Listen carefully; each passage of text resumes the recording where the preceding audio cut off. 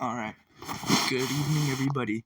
Today I wanted to go over a game I had, and pretty much it's where I butchered the opening, but because I had solid middle game knowledge and a good end game plan, I was able to come back in the end and take back from the mistaken opening.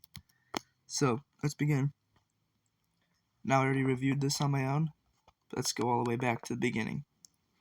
Now, he started with e4, and for context, I was playing the Caro-Kann for about a few years now, and because I started to dislike it, I wanted to learn the French. Now, because I didn't have a opening program or anything to practice the French on, I just had to watch videos, and most of it was just focusing on what I should do during the advanced variation. So, when he plays knight c3, I start to get a little confused, and I'm not sure exactly what I should do. So, first inaccuracy, I always remembered D and C pawns are good next to each other, and my idea was that where he would take, and I could develop my bishop for free. Of course, he didn't do that. He develops his other knight. So, in my mind, the right thing is to keep on piling on to that D pawn, so I could eventually take it. Now, he develops his bishop. That's apparently an inaccuracy. But here's the first mistake. In the aim of piling on more and more, another move I've used to seeing all the time in my videos was queen to b6, and that would be like a fork. But what I didn't learn, and because this is a new opening to me, I accidentally just butchered and lost a pawn. So apparently I took back the wrong pawn too. And all of this going on, I'm down about 3 points in material, according to the engine. But don't worry, because eventually I'll come back. So, I'm down right now, and because I'm just tunnel vision into what I've seen so much through my videos, and I have, this is my first time playing the French online, I just go for the free pawn, completely ignoring the fork he has. So now he's up about 4 points material, but I'd say that would be like the last blunder I make. This is where I start to come back. So let's look what's going on here. I just have to move my king out the way, and he takes it. So first, what I've seen is how I have his king is really in the open right now. I have a check. I can move my bishop there really soon, and worst case scenario, none of that works out. I'm still probably going to win that knight back next turn. So when I start, the first thing I do is I open the file, or I open the diagonal for my black bishop. So doing that, I take. Chess.com likes that too. Now, he gives me another check. This doesn't really scare me too much. I move to e8, so in case any queen shenanigans comes by, I can block with all my pieces. So white develops a bishop, and this waiting move is what I think allows me to come back as much as I did, because that lets me get this check right now for free. Looks like a fork. Now, it's not exactly because he can defend it with that, but that's when we start to pile on. I use my couched bishop just sitting there, bring him in, putting pressure on the pin piece. So now, in my mind right now, he took a minute. He either loses his bishop because it'll be pinned by my knight, his knight right now is pinned by my queen and bishop, so I could take that white bishop right now and the knight can't take back. Or he can try moving his queen, but he can't because if he does, that'll blunder his rook.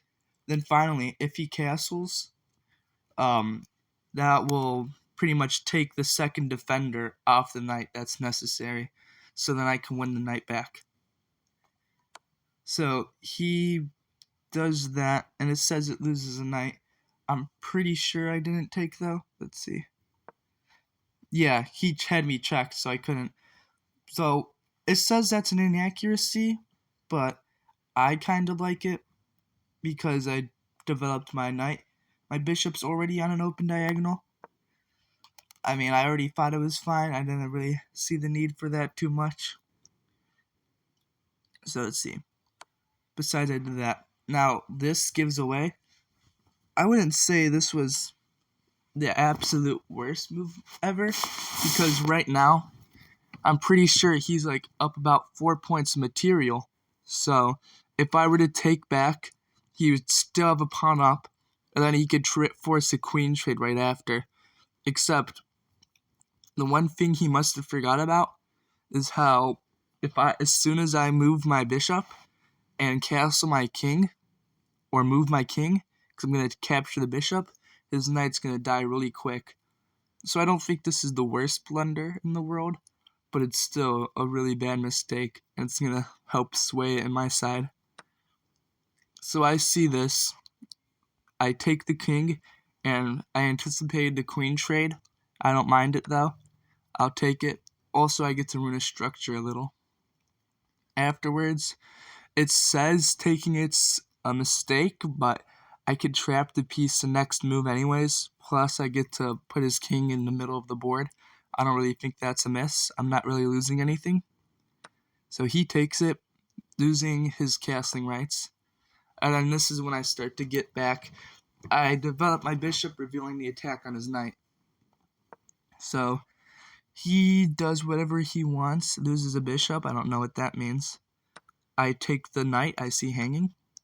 Then he trades. Right now, let's count. I'm up 2 minors for a rook. Yeah, 2 minors for a rook, and he has 5 pawns. We both have 5 pawns, but he has a pair of doubled pawns, and I'm up a point of material with the 2 minors. So afterwards, he targets my weak pawn. Defend that easily. Now this is where I start counting like my attackers and defenders.